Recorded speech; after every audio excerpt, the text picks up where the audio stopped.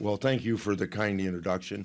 Good morning, everybody, and glad to meet you again, Pat, and be reminded you're from Owine, Iowa. As most of you know, I became chairman of the Senate Judiciary Committee in January. Pundits made a big deal out of the fact that I'm the first non-lawyer in the history of the Senate to be chairman of that committee.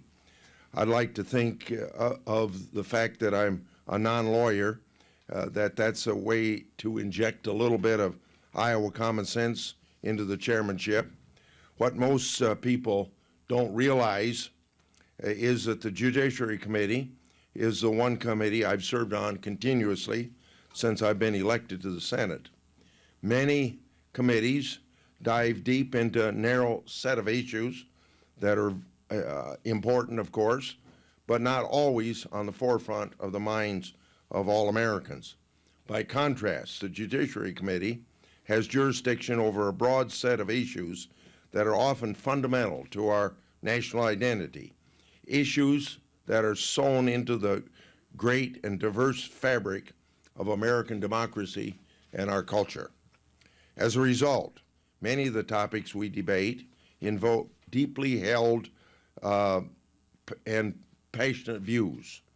The committee oversees a judicial system that seeks justice for both the injured and the accused. It upholds America's reputation as a welcoming mat to the world by ensuring our immigration system is inviting to legal immigrants who share our love of freedom and respect for the rule of law. It fosters ingenuity and innovations that grow our economy and improve our quality by deciding the rights of intellectual property. And the committee holds the key to the Constitution, the document that is a blueprint for a thriving democracy and is the guardian of our individual rights and our liberties. The founding charter of freedom helps guide America through our darkest hours and paves the way to our most triumphant achievements. And arguably, quite like nothing else, our Constitution, promise of justice and equal rights under the law, offers hope for the victims of injustice in our society. As chairman of the Judiciary Committee, I believe our panel bears a unique responsibility to uphold that promise for all Americans, for Americans struggling on the downside of advantage, for troubled youth who wonder if the struggle to climb America's ladder of opportunity and to stay on the right side of the law is even worth it, for the innocent victims of asset forfeiture who see the government as a great big Goliath, for the poor defendants wondering if they truly have a chance when they appear before the courts.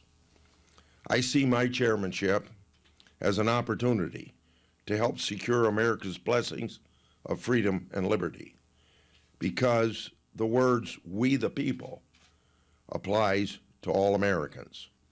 I can't think of a better platform to embrace and expand opportunities for victims of injustice than from a seat on the Senate Judiciary Committee. I plan to make the most use of the next 2 years of the 114th Congress to make a difference in the lives of Americans. Let's start with the youngest of those facing the criminal justice system. The Juvenile Justice and Delinquency Prevention Act was originally enacted 1974. And while it's been reauthorized several times since then and has received funding through the appropriations process, it's not really been revisited and updated since 2002. This is a program that not only helps prevent at-risk youth from entering the criminal justice system, but also one that helps rehabilitate minors already in that system. I'm leading a reauthorization effort in a bipartisan way with Senator Whitehouse of Rhode Island. We introduced a bill last Congress to establish a starting point for negotiations in this new Congress. Just last week, we held a hearing in the Judiciary Committee to focus on fixing issues within the Juvenile Justice Grant Program that whistleblowers had brought to my attention. The whistleblowers testified to widespread mismanagement and failures in the grant program. They cited instances of fraud and as well neglect of core grant requirements for these taxpayers-funded programs. The Justice Department's negligence relates to implementation of 4 criteria states must meet in order to receive funds. According to these whistleblowers, there are a few states that meet all of the grant eligibility criteria, but the Office of Justice Program, which administers the program, turns its head the other way when states aren't in compliance. Worse yet then, states know about this blanket amnesty, so apparently they didn't even try to follow the law. After I wrote 4 letters on this issue, the Justice Department finally owned up to some of these problems. They admitted to having a policy in place way back since 1997 that allowed states to obtain federal funds in violation of the law, and they have assured me that they will end this practice. However, other issues remain, so we're going to start righting these wrongs this week. Senator Whitehouse and I plan to introduce the Juvenile Justice and Delinquency Prevention Act reauthorization. This week, our bill will respond to issues highlighted by whistleblowers at last week's hearing by increasing accountability and oversight in the office's administration of the law.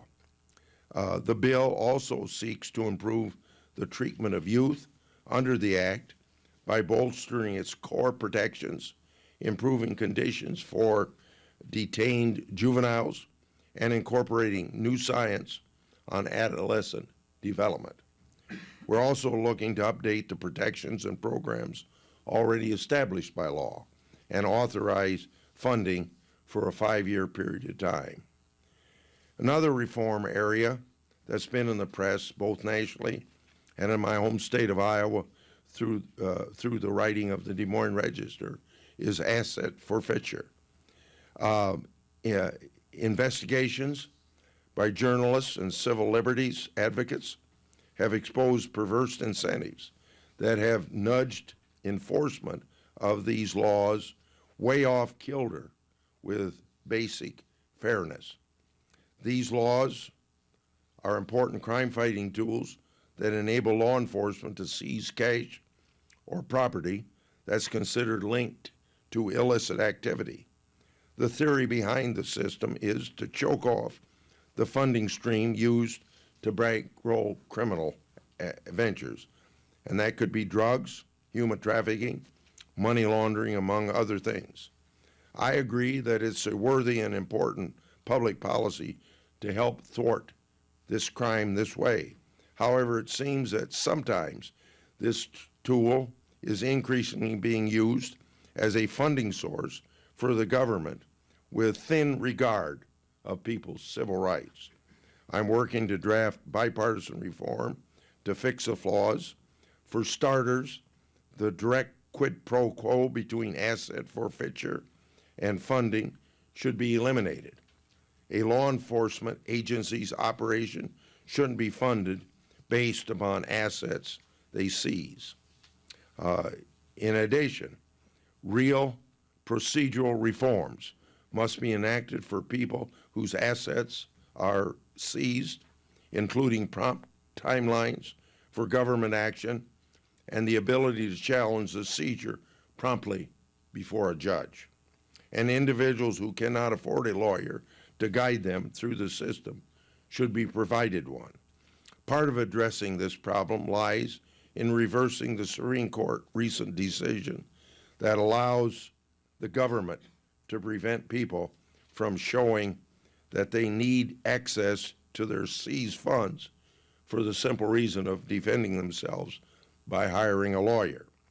We also need to codify changes in the use of the program in structuring cases where small business owners, like one that got national attention, Iowa's Carol Hinders, getting unfairly caught up in forfeiture for depositing money in the bank without indication of any underlying crime. A poor lady running a small restaurant that did everything cash-wise, deposited the funds, and she was suspected of laundering money, I presume, because she was near $10,000. I'm also looking at an area of law to help indigent defendants who are not being provided with counsel, as the Constitution's Sixth Amendment requires. That amendment calls for any indigent defendant who is charged with misdemeanors or faces a possible jail sentence to have a lawyer appointed to represent them. The Supreme Court has established this rule for more than 40 years ago. We're learning that states and localities regularly fail to comply with this requirement. As a result, potentially innocent individuals plead guilty to crimes.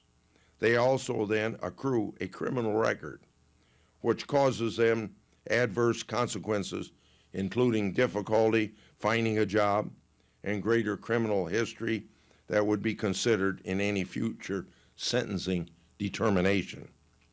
Some misdemeanors are treated as felonies in the legal system if a person becomes a repeat misdemeanor offender.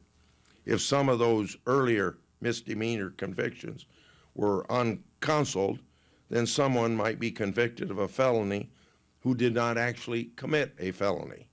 The committee will convene a hearing in the upcoming weeks to explore this problem and look at potential solutions. Along those same lines, let me explain another issue that we're working to address. We're seeing studies that show 32% of American adults have criminal records if arrest records are included in that figure. That means a lot of innocent people are often put in unfair situations. That's because those records are sent to the federal government for inclusion in a database and searched during background checks. For instance, if an employer uses the database for hiring purposes, the records can be inaccurate and old. And just as bad, the database includes arrest records that never resulted in a conviction. It's unfair that an arrest not resulting in a conviction is included in a criminal background check. And while there is a process by which people can contest their records being in the database, there are flaws in the process that need to be looked and changed. Over the last several months, I've been accused of being a roadblock to sentencing reform. So let me be very clear on this point. I've told my colleagues, and I've also had a discussion directly with the President of the United States, that I'd like to sit down and talk about how we can move forward. I'm ready to address some of those issues. What I'm not willing to do is an across-the-board cut in mandatory minimums. I agree that some should be cut, but I also think that some should be raised. Let me give you some examples. With a heroin epidemic strangling some of our communities and white-collar criminals getting paltry sentences, the last thing we need is to take away a tool that law enforcement and prosecutors use to get the bad guys. Let me end with this. When I first became chairman, I talked a lot about the dual roles of the legislative branch. Our constitutional responsibilities don't just include writing laws. We're also responsible for ensuring those laws are faithfully implemented and carried out by the executive branch. It's something that I don't think we in Congress do enough of. Anybody who knows my oversight efforts understands why the Judiciary Committee has such a heavy focus on this vital function of the legislative branch.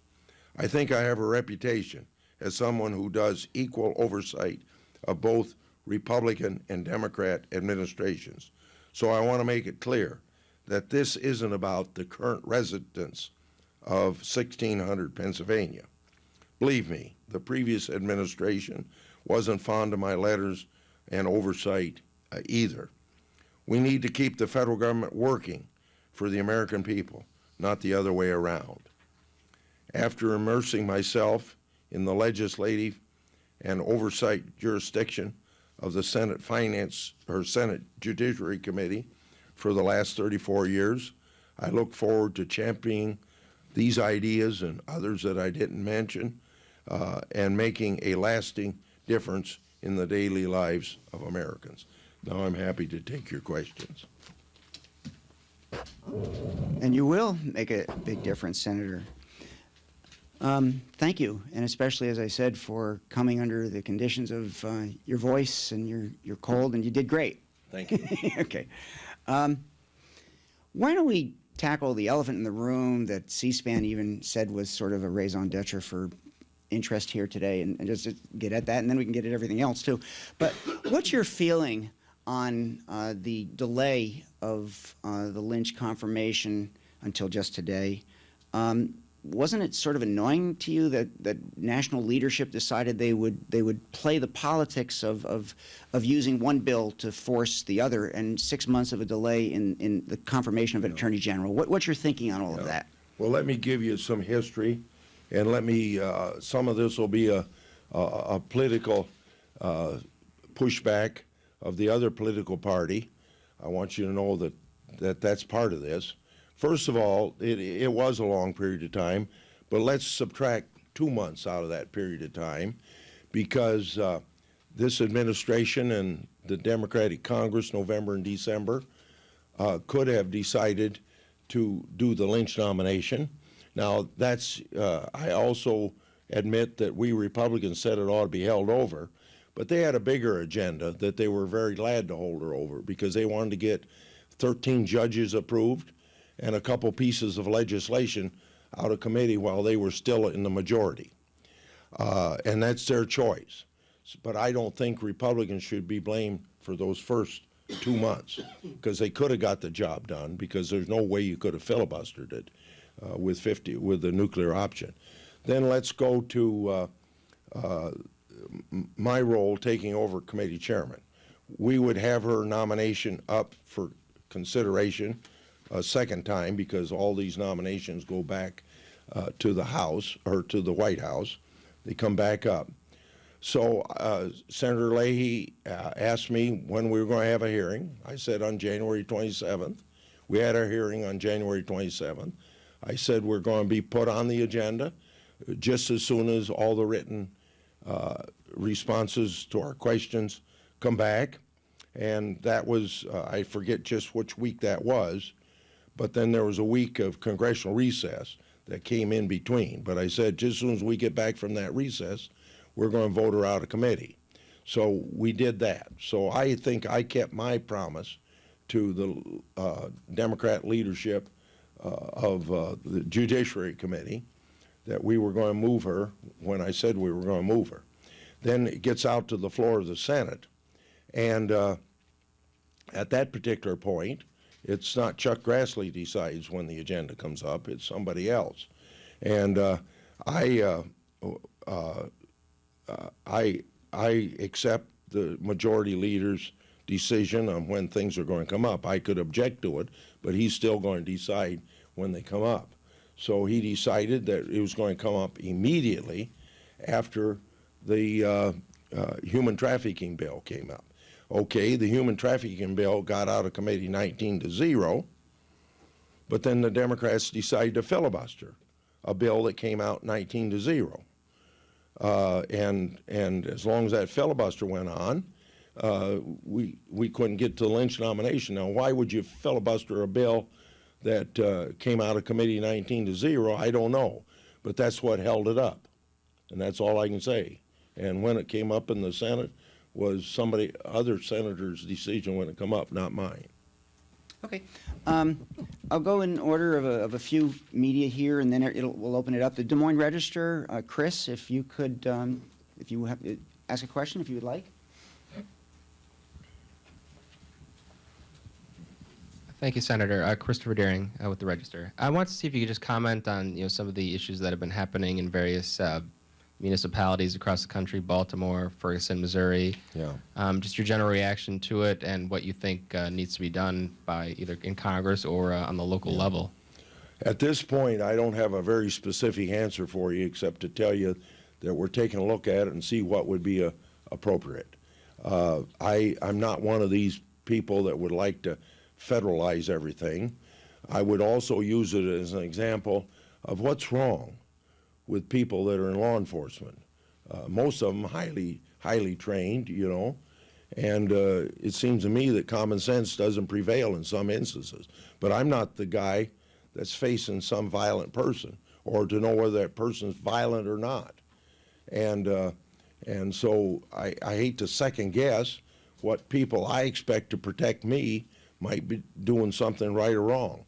But we're going to have some discussion at the staff level and see whether or not anything needs to be done. And maybe you can ask me in a month or two, and I'll be glad to respond to your question more appropriately. And it may be that we'll decide not to do anything, but I can't say anything beyond that right now.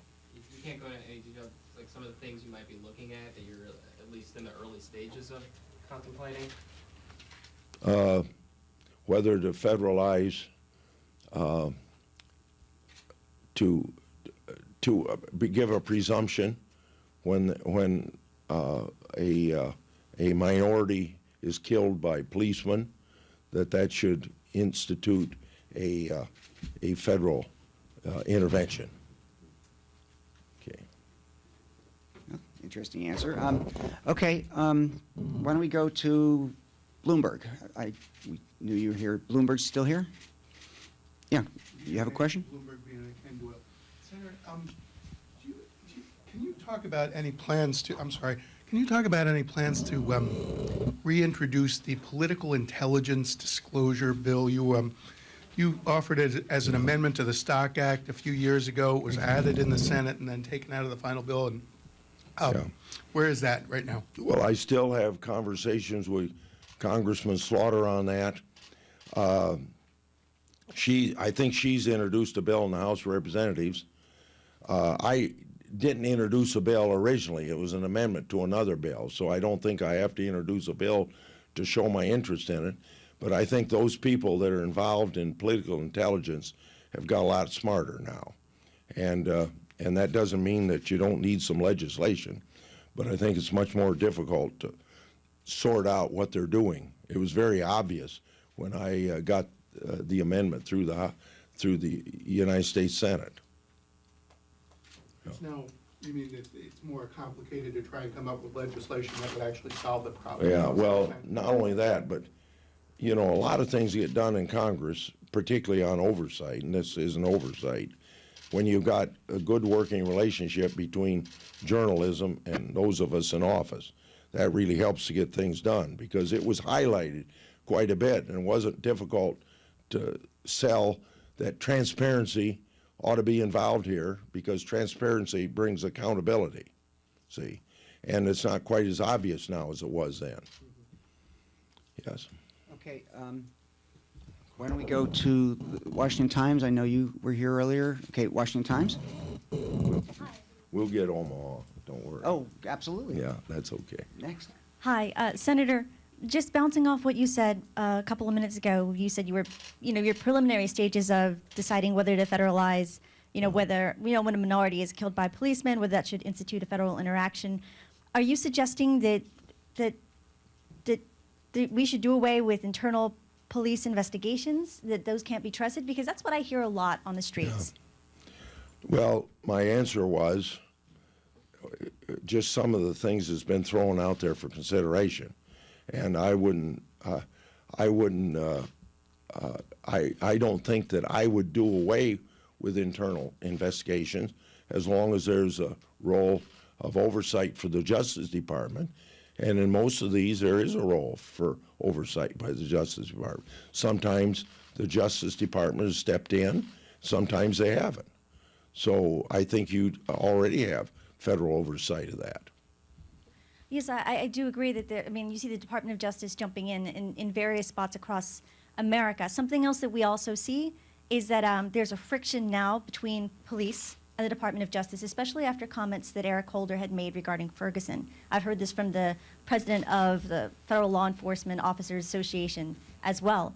Can you speak to some of the friction that exists now? Is that something that can be better handled by the department under new administration? Listen, I don't think it's a question of doing things different. It's a question of being careful what you say and you don't throw gasoline on a fire. Okay, Senator, the one, Omaha, you said? Yeah. There you go. Is that Omaha, Iowa? Yeah, well, just about. Yeah, pretty close. He just got engaged here. Oh, congratulations. There's a Joe Morton with the Omaha World Herald. Senator, you mentioned possibly after you guys look at this on the staff level, one option might be doing nothing. How concerned are you then about, sort of the level of anger out there over these incidents and the protests that you see? How do you think that would be received if Congress doesn't take any action? And if it doesn't, kind of who is it up to then? Well, you're asking me to do exactly what Chris has asked me to do. I can't be any more specific than what I've been. I just can't be.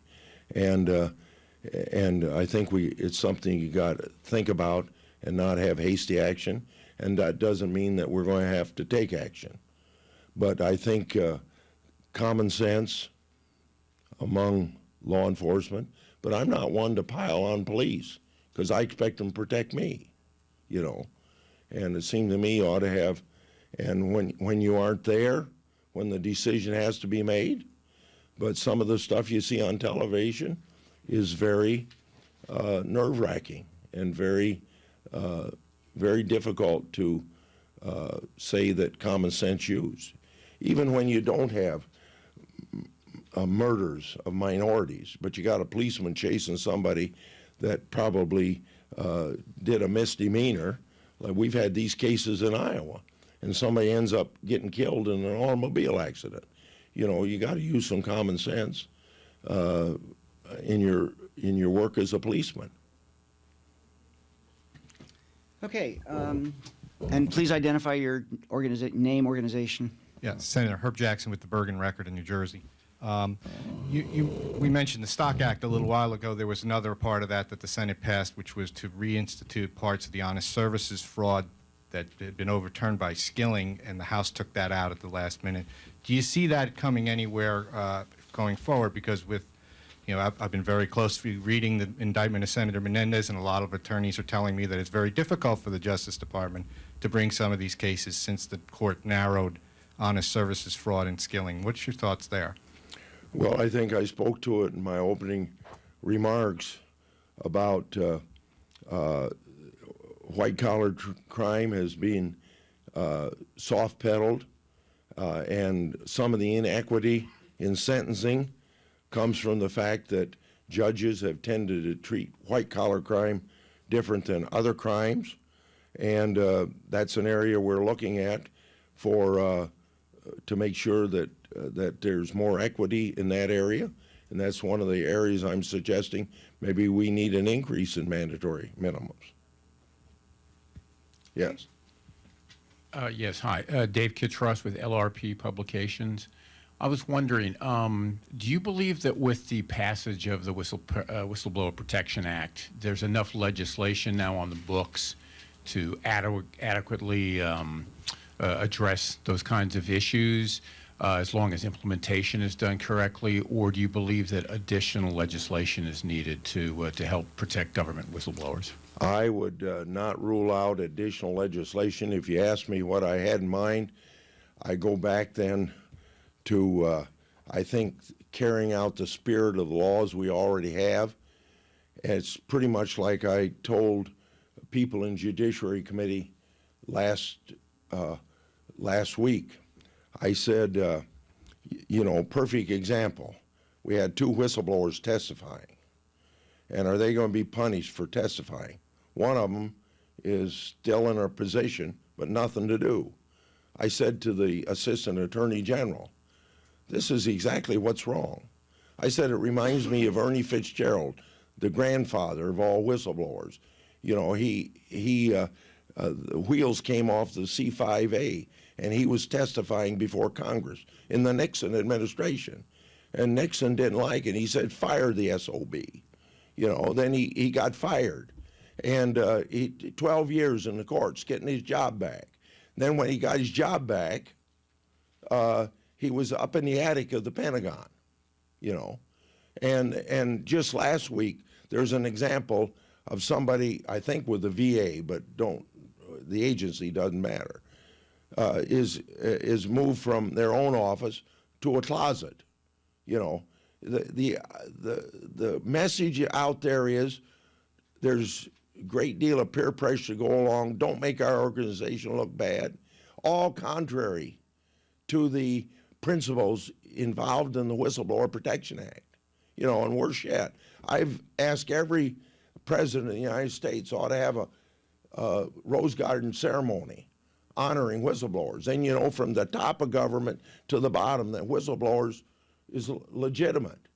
And a Republican president said, well, if we did that, we'd have 3,000 whistleblowers come out of the woodwork. Well, that's exactly what you want. As I was telling the Assistant Attorney General, you know, you got all these employees. You can't know what's going on. And if you got somebody telling you something's wrong, you ought to do something about it. And if you don't do something about it, then they come to us. And then they get punished for coming to us in violation of the law, even in violation of a specific law that says you don't get punished for testifying before Congress or contacting it. And I said, we all work for the same taxpayer, you know. So I don't think you need any more law. I wouldn't, you know, there's some court decisions that maybe you got to override the court decision. That's bad. But you've got to have people that are in the bureaucracy just do their job. And their job is, if something isn't right, change it. But whistleblowers are patriotic people. They just want the government to do what's right and what the law requires and how the money should be spent. Let me jump back in for a second, because it begs another elephant in the room, if you don't mind discussing it. Edward Snowden considers himself a whistleblower. He considers himself patriotic. He says he went through the process and he knew that he would be prosecuted, so he felt, he says, and those who write about him say, that he couldn't do it any other way. And as a result of what he did, Congress and the courts and even the White House have made significant changes in bulk collection, although that legislation is still pending in terms of actually accepting or rejecting it. And the White House, many in the White House press corps feel that it's not a matter of which one of the arguments that's used, it's not the substance of the calls, it's the listing of the people in the calls, your friends, your sources, that are actually the problem in the bulk collection. So there's that side of the argument. So because Edward Snowden broke the law, is he a whistleblower, or is he somebody who actually was simply an illegal criminal? It's a very difficult question. Certainly don't know the answer. Well, right now it'd be the latter, but not if legislation I got through the Senate had been gotten through the House of Representatives, which would apply whistleblowing laws to national security people, because they're exempt now from the whistleblower protection laws. Then that would have taken care of it, and he could have gone the whistleblower route. But when he didn't have that, he did violate the law, and you suffer the consequences when you violate the law. Interesting. Okay. Hi, Lynn Stanton from TR Daily. What are the prospects for getting legislation passed to address patent litigation abuse, and do you see it going sort of a two-prong attack, dealing with demand letters and the more, the actual post-filing kinds of issues? Well, it'll be more comprehensive than just dealing with demand letters, and we're getting close to a final agreement, and maybe in 2 or 3 weeks we'll be introducing a bill. maybe before that. And it'll be pretty comprehensive, but it will not be like the House bill. It'll have some of the House provisions in it. But for instance, on fee shifting, there won't be a presumption in fee shifting, and probably less strict on pleading and discovery. Demand letters, it may be about the same in the case of demand letters, because that's a little less controversial, you know. But to be specific, the most important thing is you ought to know who's suing you, and you need to know what how your patent's being violated. See. Great. Let's go right to the front row. Autumn, swing back around.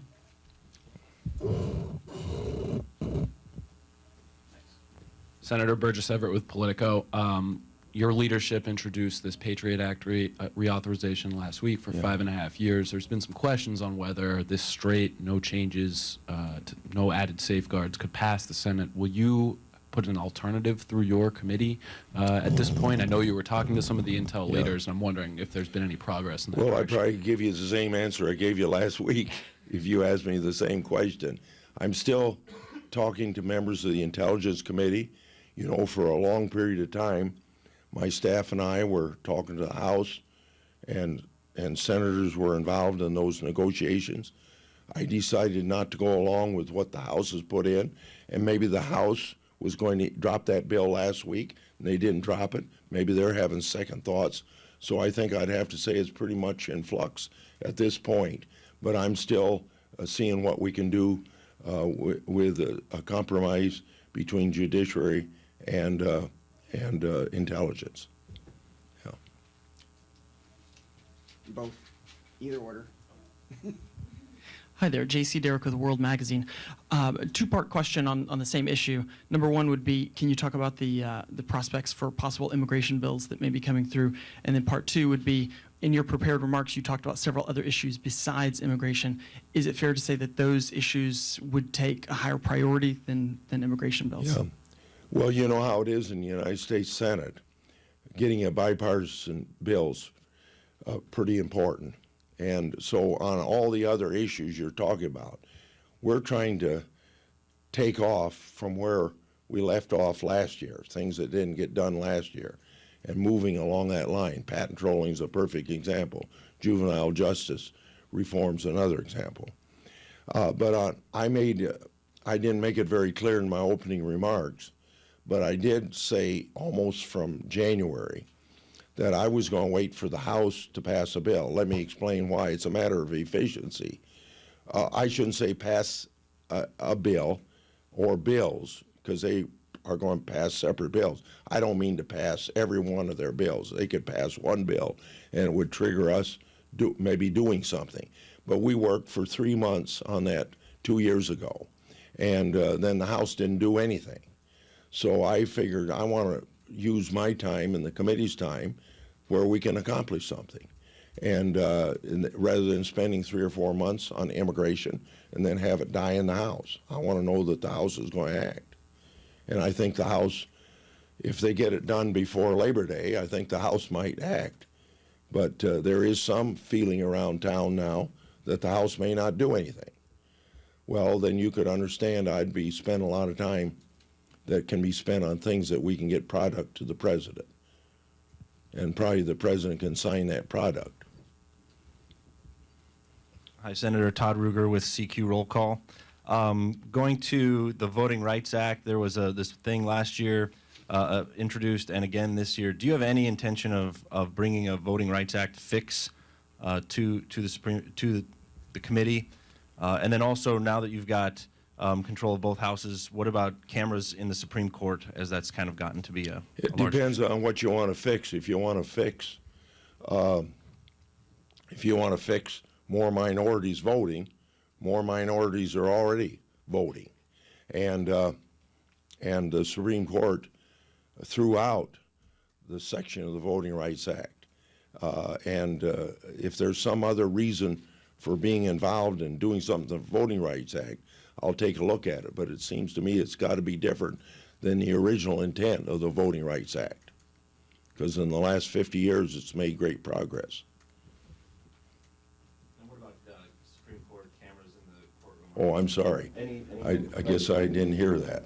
Well, let's hope that the Durbin-Grassley bill or the Grassley-Durbin bill will get passed. I'm a firm believer in it. There's one or two justices said they would rather over their dead body.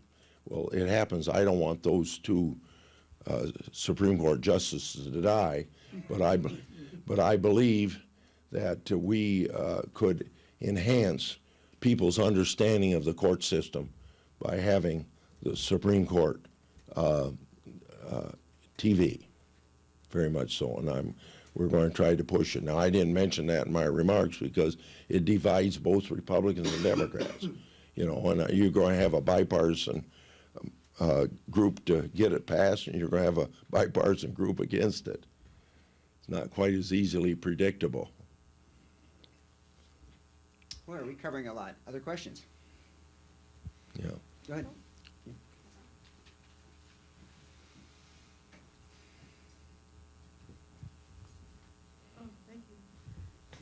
Senator Grassley, I thank you for being here, and I have a question regarding Whistleblower Protection Act. I had lobbied Congress with Tom Devine. My name is Jane Rosen. I'm a freelance scientist, freelance journalist / scientist. But I had lobbied Congress with Tom Devine and Gap when we were working for the federal legislation on whistleblowers. One of the issues that came up, and I applaud you with your recent investigation with New York University, private universities are recipients of a huge amount of federal tax dollars. Yet, at the private university level, R01 grant recipients who blow the whistle are not protected. And so I myself, amongst another group of scientists I lobbied Congress with, we were disenfranchised, we lost our careers, we lost our jobs. The government put, in today's dollars, at least $400,000 into training me. And because I stood up for waste, fraud, and abuse, and duplicity in the grants, and fabrication, falsification of data, and all that, we lose our careers. There's nowhere to go in the private sector. So I was just Please wondering, ask your question, though. can you tell us if there's any hope for translating whistleblower protection at the private university level where federal tax dollars are involved? Well, we've done that a lot of times with the private sector, whether it's nonprofit or for-profit, wouldn't make much difference. We have legislation, it's not general legislation, because if we had general legislation, you'd be affected. But a lot of times we get legislation passed, say Wall Street reform, you know, where whistleblowers get protection. So I'd be willing to look at that. You bet. Thank you. Okay. Other questions? Hands raised. And identify media and club members, please, for questions. Great. Hi, I'm Celia Wexler. I'm with the Union of Concerned Scientists. And I do have another whistleblower question, which is, as you know, the military whistleblower system is not as strong as it should be. There are some efforts by Senator Boxer right now to strengthen that system. And as you know, it would affect the Public Health Service employees, including scientists, and also NOAA employees. And I wondered if you'd considered supporting efforts this year to strengthen the Military Whistleblower Protection Act. I'll be glad to look at it, but I wonder if you can be any more specific than a member of the uniformed military has a right under law already to talk to a congressman if they want to. You know, can you do better than that? And obviously Senator Boxer's probably got a way to do it, but I can't speak to her specific. But again, I think you get back to something that are you going to accomplish something by passing more law? It's to get these laws carried out the way that we intended it for them to be carried out. Okay. Other questions? Hands raised? Okay. Yes, very quick one. I was just wondering, President Obama renominated Carol Waller Pope to be head of the Federal Labor Relations Authority. And I was just wondering, I believe that your committee looks at that. Is there any schedule for, I mean, she's been chairman, I think, head of the authority for a number of years. Is her is her confirmation on the schedule at this point? We were going to have a hearing next week, but I don't know whether she's on that. We usually have 4 or 5 at one time, and I don't know whether she's on that list or not yet. But I want you to know we take them up the way they come up to us. Particularly, that's true of judges, as an example. So the priorities set by what we receive from the White House. Hi, Senator. Todd Ruger with CQ Roll Call again. You've been getting a lot of heat from the Democrats about the pace of judicial nominations this year. What is your plan for judicial nominations the rest of this year, and how fast you plan on getting them to trying to get them to the floor? This year, there's no change. But I suppose come July of 2016, probably there will be cutoff of not approving any after July, or for sure after the August break next year, because that's just kind of tradition that you allow those judges to be filled by a new president. Now, were you asking just judicial nominations? Yeah, I mean, Democrats have said that we've only done 2 this year, and by We'll see in 2007 they were 15. The numbers game that you guys do back and forth all the time. But just in terms of pace up into that point next year, how many do you expect to do every week, or do you have plan to do them every week, or how are you going to handle it? Oh, well, we're going to handle them on the same basis we have handled them, but one thing you want to remember that, and this gets back to the question he asked me, number 1. And the answer I gave there, they decided that they were going to get those judges approved November and December, and they did get them approved. Normal process, those would have carried over till gone back to the White House and carried over, and we would have been voting on them this year, and they would have been approved by now. So they are not given. They changed the rules after election that generally judges don't get approved at that point. They go over to the new Congress. And so I kind of resent the fact that they're saying that we don't vote out the number of judges that they did. If you look overall, just a few over 300 judges have been approved by Republicans or by under this president. Only 2 have been disapproved. And so you're in a situation where, compared to what Bush had approved at this time, 270 some, as an example. So I think the numbers that we can talk about are very positive. Okay, we're in the back again. Hi, I just had a follow-up question. Just going back one more time to where you're just thinking, you're in the process of thinking about how to deal with minorities being killed by policemen. There are a lot of minorities killed by policemen. I live in Baltimore. There's plenty of officer-involved situations. So I'm wondering if DOJ might struggle with that type of a large-scale undertaking. What was the question? Would DOJ hold the microphone?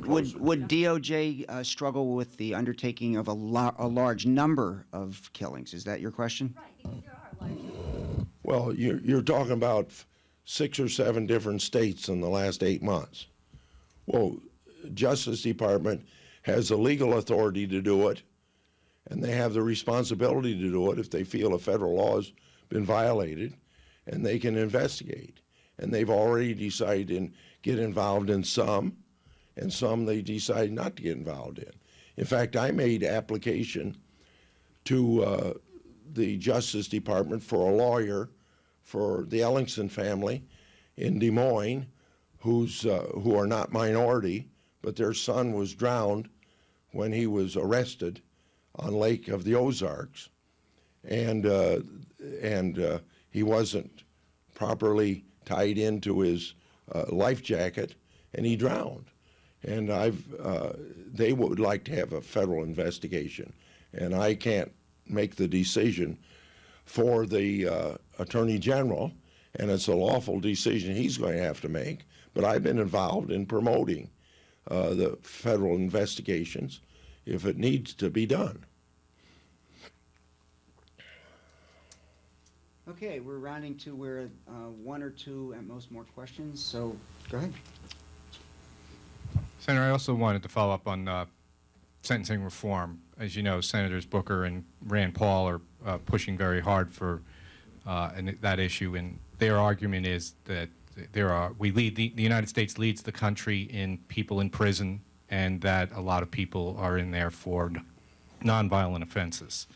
Now, you said that you wanted to talk to the White House and with the other senators about it. Do you think this bigger issue of sentencing reform will be moving at all this year? It depends on. I've told a lot of people on the that are for sentencing reform that I want to sit down and talk to them. There is some talk going on. I don't know how far it's progressed at this point at the staff level. But yes, I'm willing to do some legislation in that area. Okay, and I think we'll take one more question, if there is one. And okay, final question. Senator, last year you and I spoke about the need for a beneficial ownership law as far as anonymous companies. Since then, the UK has passed a law toward that end. I just didn't know if you had any plans to try to push that or make that more a priority this Congress. What's the law? I don't have the specifics right in front of me, but basically it would create a registry of beneficial owners for corporations in the United Kingdom. I think that I don't know whether the issue is the same for the United States, but I think it's perfectly legitimate that you know who's running a company. Transparency brings accountability. All right. Senator Grassley, thank you so much for a wonderful presentation. Yeah. And it was a lot of fun. You covered some enormous ground. I think we covered every issue on that list, and we did it in the hour.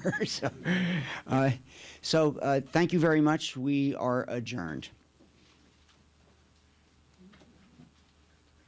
That is fantastic. Yeah, it went really good. Fantastic.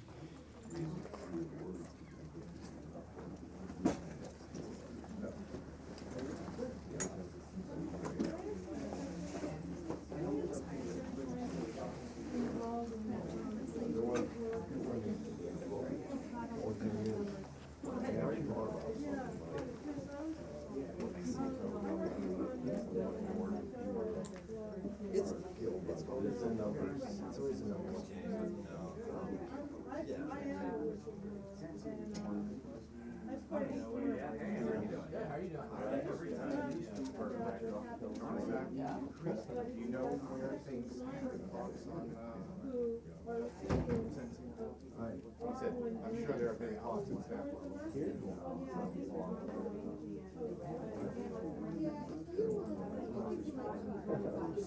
but there haven't been any sentences. That's what I figured. All right, thank you.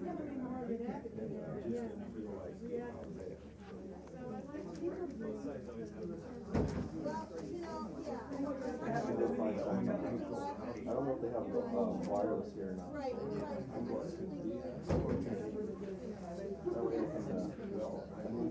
Hear that. Are you guys going to? I don't know what you're talking about. It goes back 5 years. I go to bed at 9, get up at 4, and run at 4. But I don't have teams to run. I'm sure that she's still working. Yeah, she was good. She went to the jail. But she still got her job.